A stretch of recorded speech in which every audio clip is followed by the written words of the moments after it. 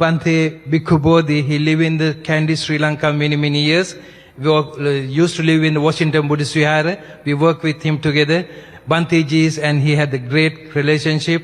And Bhante Ji, when he come over here also, he know about it. But just for this event, I like to receive the few words from him, and we like to hear from him.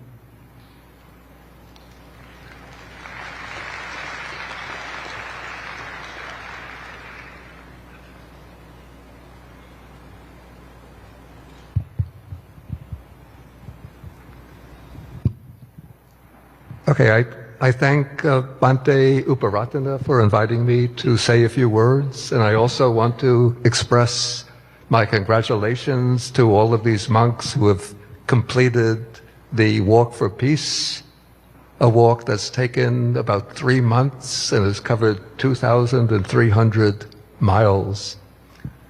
I actually had the idea at the beginning of January to go to Raleigh, North Carolina, and to join the walk from Raleigh, North Carolina to Washington, D.C. But then I put the inquiry into Google's AI program, Gemini.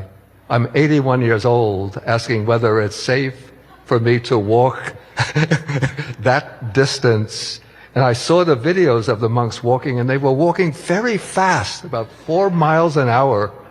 And Gemini told me, don't do it.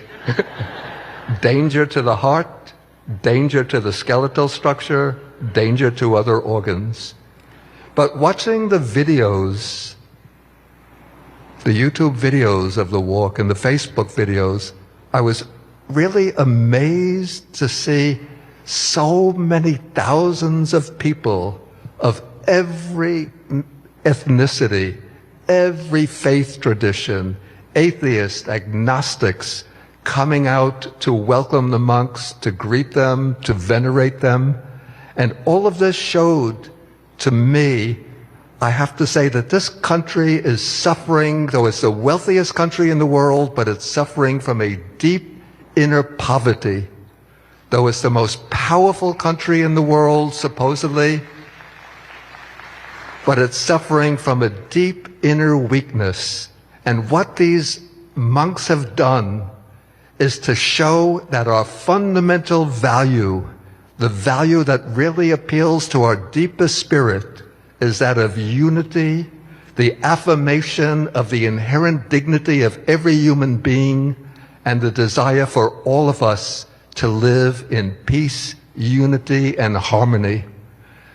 So I hope that the message of these monks will reverberate throughout this country, and not only through this country, because what this country is doing right now, cutting the funding for the United Nations, cutting the funding for UN aid, the Agency for International Development, hundreds and thousands of people are in danger of losing their lives because of the policies of this country.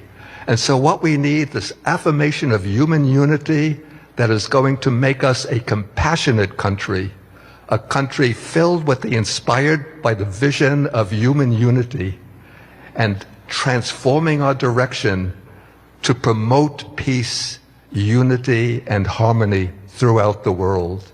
So I hope that will be the effect, the impact of this walk. Thank you very much.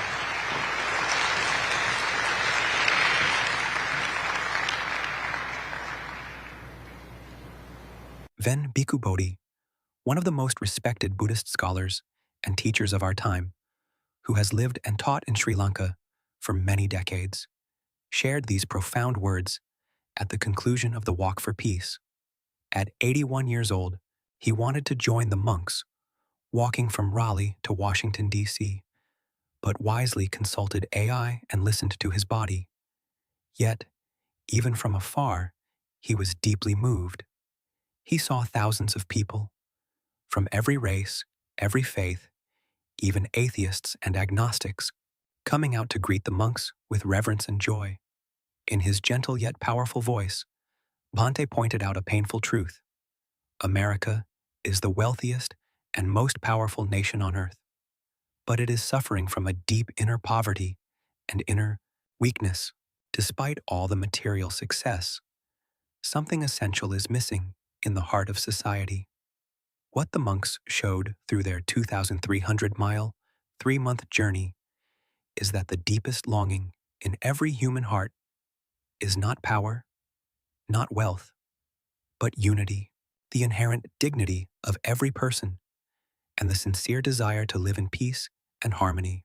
Their quiet steps, their mindful presence, and the loving response they received from ordinary people proved that this message resonates across all boundaries. It is a living reminder that true strength comes not from dominance, but from compassion and connection. Bhante also reminded us that this inner transformation is urgently needed today. When a country turns inward and cuts support for global humanitarian efforts, putting countless lives at risk, we forget our shared humanity.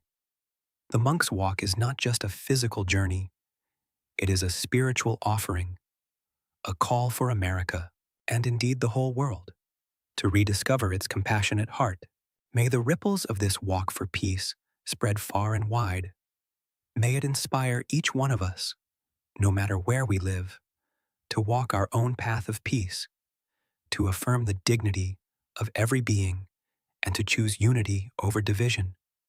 Let us carry this message in our hearts. True peace begins within, and it grows when we walk together with love and mindfulness. Namo Buddhaya. May all beings be happy, peaceful, and free from suffering.